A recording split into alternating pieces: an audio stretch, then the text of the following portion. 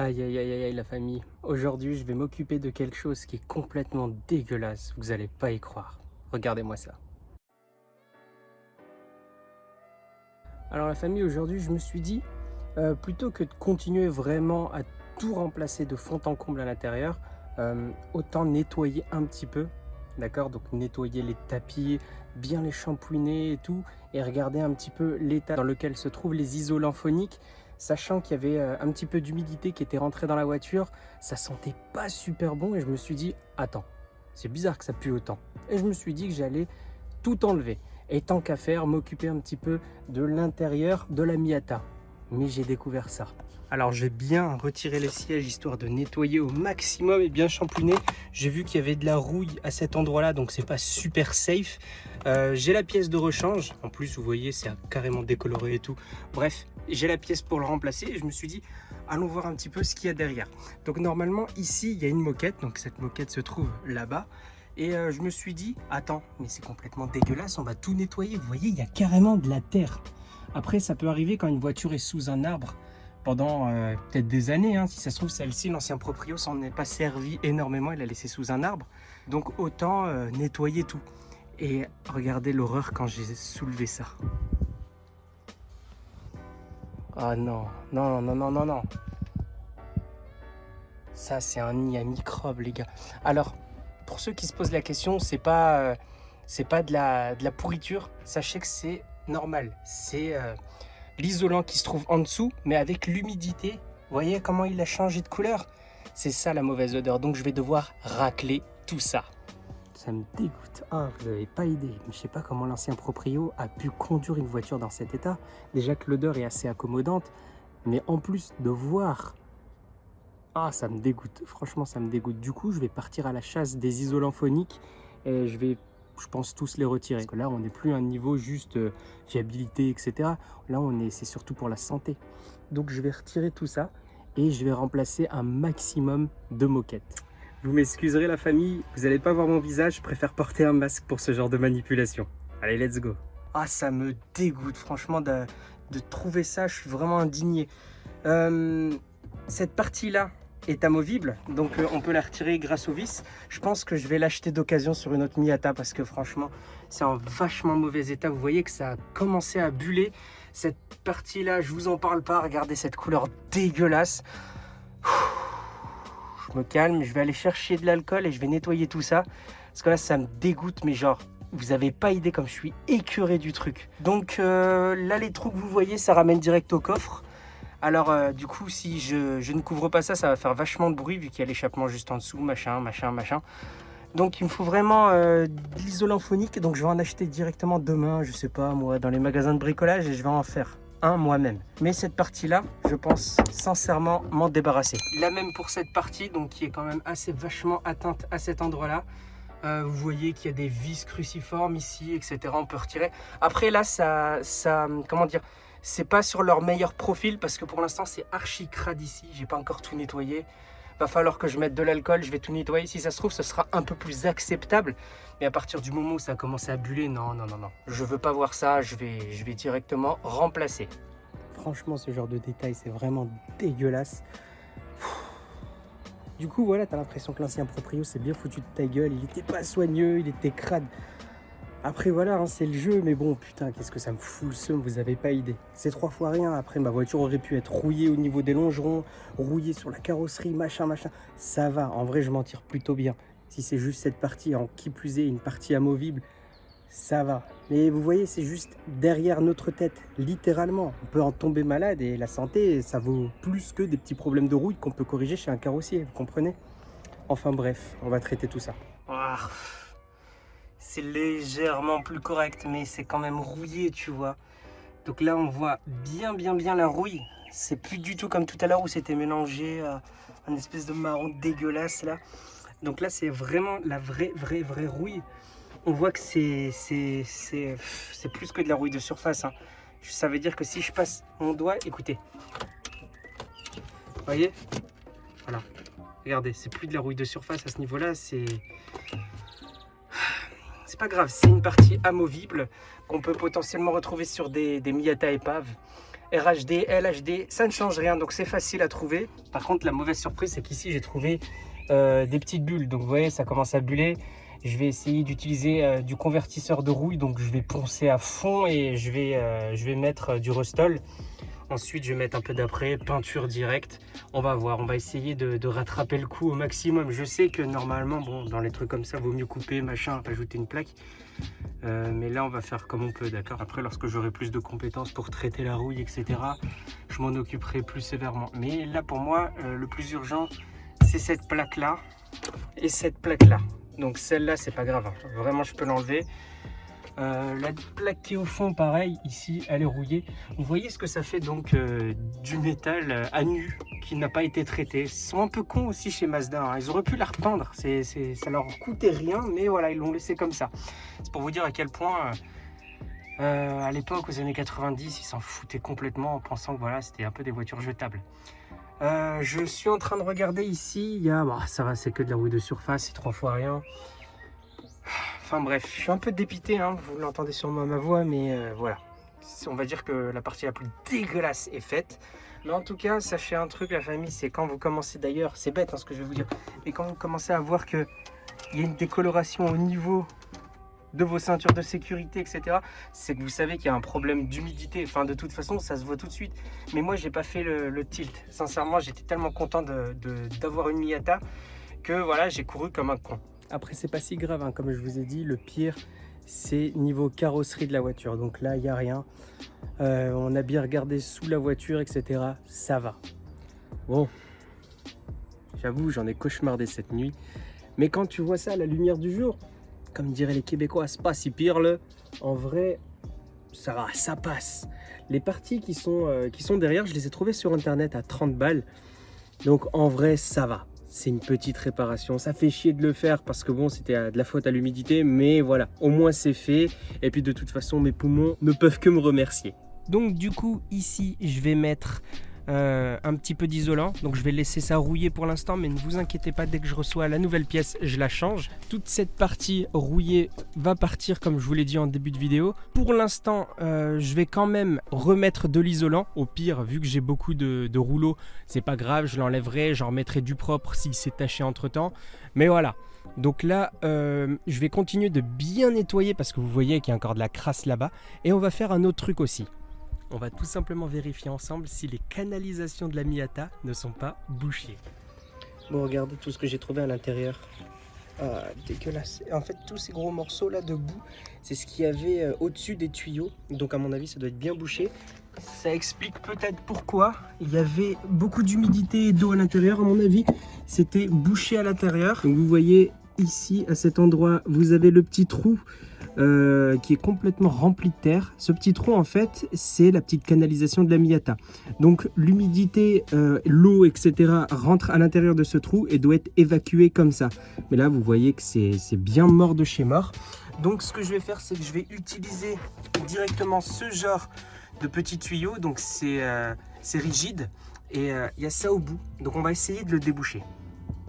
Donc vous voyez ici, il y a le retour de canalisation.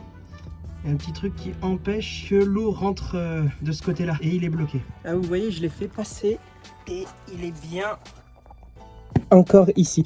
Donc là, il n'y a plus qu'à frotter. Je vais faire passer de l'eau aussi pour la terre qu'il y a dedans et la faire évacuer avec l'eau. Là, vous voyez qu'il y a le petit trou et quand on va passer de l'eau à l'intérieur, ça s'écoule bien correctement, comme il le devrait. Et le pire, c'est qu'on l'entend bien s'écouler à cet endroit-là. Vous voyez, ça goûte encore. Donc, cette canalisation était bouchée, elle est débouchée désormais. Oh, c'est bien dégueulasse. Regardez l'embout du machin maintenant. Là, vous vous doutez bien que cette partie était sous la moquette de la voiture. Il y en a un peu partout, donc va falloir que je les retire toutes. Elles sont aussi en mauvais état et je suppose que ça aussi c'est un gros nid à microbes. Vous pouvez voir qu'il y a plein de petits filaments, donc à mon avis c'est des vêtements recyclés ou du tissu recyclé. Je sais pas, ils foutent ça dans un broyeur et puis ça donne ça. Donc moi j'ai acheté ça. Comme vous pouvez voir, c'est exactement le même concept, donc c'est aussi du coton recyclé. Puis comme on atteste l'image ici, c'est la même chose que ça. La seule nuance c'est que c'est gris. Alors pourquoi j'ai préféré racheter du coton plutôt que mettre, je sais pas, un autre isolant phonique, de la mousse ou même il y a des isolants avec une petite feuille d'aluminium qui sert de pare-chaleur. C'est tout simplement parce que les voitures généralement utilisent exactement ce matériau. J'ai trouvé cette partie, donc quand vous me voyez dans les vidéos en train de remplir mes parties en fibre de carbone d'isolant, ça provenait en réalité de ma 370Z. Alors pour ceux qui m'ont connu depuis un petit bout de temps, vous avez connu cette voiture et vous avez vu qu'elle avait un ciel de toit étoilé. Donc entre le ciel de toit et la carrosserie, il y avait cette petite partie. Je m'en suis servi aujourd'hui pour pouvoir isoler les parties en fibre de carbone. Alors évidemment, le nouveau toit que j'ai installé sur la 370Z est pourvu d'une nouvelle couche isolante. Mais vu que j'avais l'ancien toit et qu'il allait partir à la benne étant donné qu'il y avait plein de petits trous et surtout vu qu'il y avait encore cette partie isolant, je préférais le recycler. La deuxième raison qui fait que j'ai acheté ça, c'est tout simplement que j'ai 1 mètre par 10 mètres de rouleau. D'accord, donc j'ai 10 mètres et ça m'a coûté seulement 12 € à Brico Dépôt. Donc c'est facile à trouver. J'en ai pris 2 au cas où j'ai besoin par exemple de faire des surcouches ou si j'ai besoin de rechanger les isolants sur une autre voiture. Donc ça m'a pas coûté des masses, hein. C'est pas la mer à boire non plus, mais c'est facile à trouver. Bon, voilà, j'ai mis un peu d'isolant un peu partout et c'est l'occasion pour moi de vous montrer un petit peu ce qui va remplacer la moquette. Donc j'ai mis de nouveau encore cette matière en simili qui ressemble énormément aux portières. Ça va donner un peu plus de luminosité à l'intérieur de la voiture. Donc là j'installe ça et je vous montre le rendu. Et voilà le rendu la famille, regardez-moi ça comme c'est beau. Alors c'est sûr que ça va aller en plus avec la porte. Mais là, franchement, la famille, je suis super content. Alors, vous voyez, il y a des petits plis, c'est normal. C'était plié dans les sacs lorsque je les ai reçus. Donc, avec la chaleur cet été, la canicule, ça va bien se déplier. Vous savez, c'est du cuir, donc le cuir travaille. Alors, comme vous le savez, en dessous, il y a la partie donc un peu rouillée que je dois changer. Donc, c'est pas quelque chose qui est définitif. Vous voyez, en fait, ici, c'est avec du scotch et il y a des petits clips. Et même le chalabol valide. Donc là, il y a une dernière chose que je dois installer, c'est les parties qui se trouvent à cet endroit-là et à cet endroit-là, pour pas que ça jure avec l'arrière, évidemment, et les portes. Et je vais garder cependant toute la partie noire, donc toute cette moquette-là restera. Pourquoi? Tout simplement parce que lorsqu'il pleut ou s'il neige, etc., on va rentrer de l'humidité à l'intérieur. J'ai pas envie de passer mon temps à nettoyer la partie beige, donc je vais laisser ça en noir. Et surtout que ça ne va vraiment pas jurer une fois de plus. Regardez, on a un tableau de bord noir qui va pas rester totalement comme ça, mais le noir en haut et le noir en bas va rester de cette couleur là. Donc là vous avez remarqué que j'ai enlevé la console, je vais la travailler. Donc pour adapter toute cette partie là, je vais la mettre comme ça par dessus, mais il va falloir que je coupe, tout simplement parce que j'ai pas envie de garder un surplus de moquette qui ne servira à rien. Au pire une moquette de Miata sur le bon coin, ça se trouve une 50aine d'euros pour le truc total. Voilà, c'est pas compliqué. Je vais couper et on va voir ce que ça donne. Pour l'instant j'ai juste coupé comme ça, donc cette partie là, et je verrai en fonction de comment je veux qu'il se place. Donc juste comme ça, je me suis dit par curiosité à quoi ça ressemblait en dessous. À ma grande surprise, pas du tout de rouille. Par contre, à cet endroit là, vous voyez qu'il y a de l'humidité. Donc ce qu'on va faire, c'est que je vais regarder un petit peu pourquoi c'est humide ici. Je vais enlever l'eau et si on regarde bien cet emplacement là, il y est censé avoir une partie donc isolant, mais elle n'y est pas. Donc à mon avis, l'ancien proprio s'en est débarrassé. On voit très bien et clairement qu'il y avait un isolant, on voit la colle, mais il n'y en a pas, d'accord? Je ne l'ai pas enlevé moi-même. Il y a bien quelque chose qui a été retiré à cet endroit-là et à cet endroit-là. Ça expliquerait un petit peu pourquoi il y a du bruit. Donc là, vous voyez, il y a un trou. Le petit capuchon est ici, je vais le remettre, fin de l'histoire. Mais voilà. Donc là, ce que j'ai fait, vous voyez, j'ai retiré ça de moquette. Donc tout ce qu'il y avait à partir du seuil jusque littéralement le sol, quoi. Donc du seuil au sol, toute cette partie a été découpée. Alors, pourquoi j'ai fait ça? C'est tout simplement parce que comme le reste, en fait, c'est des scratchs. Ce qui va nous permettre du coup de plus facilement laver ces parties. Donc on peut les enlever. Le but, c'est de bien les mettre à ce niveau-là. Donc vous voyez, à cet endroit-là, il va y avoir le seuil de porte en carbone. Et cette partie doit être forcément attaché vu que c'est du double face. C'est pour ça que c'est pratique d'avoir ce genre de surface plutôt que de la moquette. Pour ça, je dois évidemment retirer toutes les baguettes, donc ces parties qui sont à cet endroit-là, ainsi que ce qui tient justement les baguettes. Et voilà, la partie ici est bien posée, vous voyez que c'est parfait, hein, ça remonte bien comme il faut, ça ne bouge pas, ça ne bouge vraiment pas, il y a beau la secouer, ça ne bouge pas parce qu'elle est bien accrochée. Alors ici, il y a un petit défaut, c'est le seul endroit où j'ai coupé un peu trop court par rapport aux autres. Ça m'a servi comme exemple, du coup j'ai pas recommencé l'erreur. Là c'est nickel et en plus il y a un petit gap à l'intérieur du seuil de porte, donc du coup même cette partie en carbone va bien agripper, vous voyez, ça va bien agripper cette partie, donc elle va pas bouger. De toute façon ça je m'en fous parce que concrètement ici vous avez les trous, donc je vais les refaire un peu mieux tout à l'heure.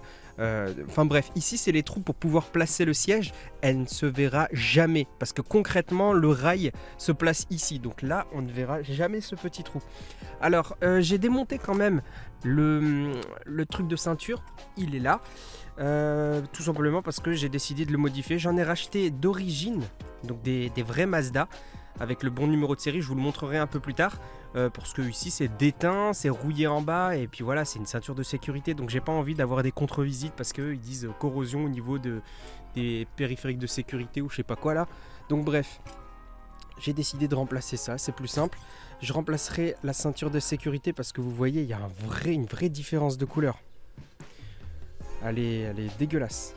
Ça, je peux pas me blairer. Et de toute façon, je vais essayer de trouver des ceintures de sécurité de couleur beige.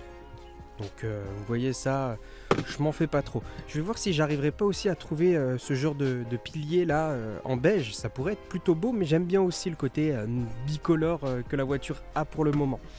Donc ici, vous allez voir que j'ai mis ça comme ça, tout simplement parce que la partie ici et la partie là n'est pas en un seul tapis, donc du coup il y a un petit peu de carrosserie, j'ai préféré laisser ça comme ça, vous voyez, ça isole au maximum. Ensuite on va faire exactement la même chose pour cette partie, c'est-à-dire qu'on va couper en bas et on va couper un petit peu au-dessus ici, histoire d'ajouter ça. Malheureusement ou heureusement, j'en sais rien, ça passe sous la console, donc je vais devoir lever ça, je vais voir comment ça fonctionne et ensuite je vous montre ça. Du coup, comme on ne peut pas démonter tout le tableau de bord, j'ai tout simplement remis à l'intérieur le cuir, d'accord? Donc il passe bien en dessous comme il l'était avant, ça passe bien également à cet endroit là et ça passe en dessous ici, donc ça ne va pas gêner les vis. De toute façon, ces vis là je compte pas les démonter un jour, parce que c'est les vis qui permettent de démonter tout le tableau de bord. Je vais remettre le cache ici et on sera super bien. Donc voilà le produit final, la famille. Évidemment pareil, c'est la même chose qu'ici. Ici c'était plié en deux, là c'était plié en deux, donc avec la chaleur évidemment ça va se détendre. En tout cas ici j'ai volontairement mis ça comme ça pour justement bien cloisonner en fait la partie arrière des côtés. Faut pas oublier qu'au-dessus il doit y avoir une console, donc tout ce que vous voyez en rouge ici vous ne le verrez pas. Normalement il y a toute la console centrale ici. Cette partie là c'est pour la ceinture de sécurité, donc vous voyez qu'il y a le petit trou ici. J'ai laissé cette partie parce que bon voilà, ça va ressortir légèrement comme ça. Bref, on s'en fout. Ici s'il y a du rouge c'est parce que c'est pour les sièges, pareil là. Et puis au fond, déjà ici la moquette d'origine était relativement petite, du coup moi je l'ai coupée ici pour pouvoir la recourber sur le repose-pied. Et faut pas oublier un détail, je vais rajouter une moquette, d'accord? Ça c'est la moquette d'origine, le siège sera posé là, donc on voit les trous pour le rail. D'ailleurs les trous, va falloir que je les refasse parce qu'il y a l'isolant, pareil ici. Et du coup je vais rajouter donc à cette partie là une moquette. Donc je sais pas si je vais mettre encore une moquette en cuir tressé comme ça, j'ai peur de tomber dans du too much, ou tout simplement un tapis des plus classiques en noir. En tout cas ça a vraiment de la gueule. Il me reste plus qu'à faire la même chose de l'autre côté et on a terminé, on va dire, d'améliorer tout ce qui est isolant, isolation et moquette de la voiture. Oh là là, c'est juste magnifique. Oui, je sais, j'ai des genouillères, c'est parce que j'ai des problèmes de genoux et travailler agenouillé c'est assez compliqué, donc j'ai ça. Mais franchement, regardez, avec les fauteuils installés, ça sera vraiment hyper stylé. Donc vraiment, après il y a cette partie qu'il faut que je masque parce que sinon ça va trop jurer vu qu'il y a du rouge ici. Mais ne vous inquiétez pas, je suis dessus. Après, vous voyez quand même, c'est luxueux. Hein. Ça, vous l'avez remarqué. Vous allez avoir une surprise dans la prochaine vidéo. Donc voilà la famille. Moi en tout cas, je trouve que ça a de la gueule. L'intérieur de ma voiture commence vraiment à vraiment me plaire. Donc il y en a beaucoup qui ont commencé à dire que ouais, le volant ça jure un petit peu avec l'intérieur. Et bien maintenant que vous voyez à quel point l'intérieur est clair, vous comprenez sûrement pourquoi j'ai pris ce volant là. Évidemment j'ai pris en acier brossé. Comme je vous ai dit dans une autre vidéo, ça rappelle un petit peu les éléments de l'intérieur. Du noir pour du noir, un peu de chromé parce que je vais rajouter des éléments en alu. Donc ouais, franchement, la voiture, elle commence vraiment à être magnifique. Ici, vous vous doutez bien qu'il va se passer quelque chose d'insolent et ici aussi. Pareil pour là. Bon, la famille, on n'a pas chômé cette fois-ci. On a fait beaucoup de modifications intérieures, mais cette fois-ci qui ont métamorphosé entièrement la MX5. Si cet épisode vous a plu la famille, n'hésitez pas à vous abonner. Soyez pas timide, moi en tout cas ça me fait plaisir de savoir que je suis suivi par de plus en plus de personnes et surtout de pouvoir lire vos commentaires et y répondre parce que des fois vous me donnez de très bonnes idées ou de très bons conseils. Franchement c'est super kiffant, donc merci à tous et merci à tous ceux qui contribueront au petit pouce bleu parce que moi ça m'aide énormément à avancer sur YouTube. Si vous avez des questions à me poser, n'hésitez pas à laisser un commentaire, je fais une FAQ au 20e épisode et j'y répondrai directement en vidéo. Je vous laisse sur cette fin la famille, à bientôt pour une prochaine vidéo.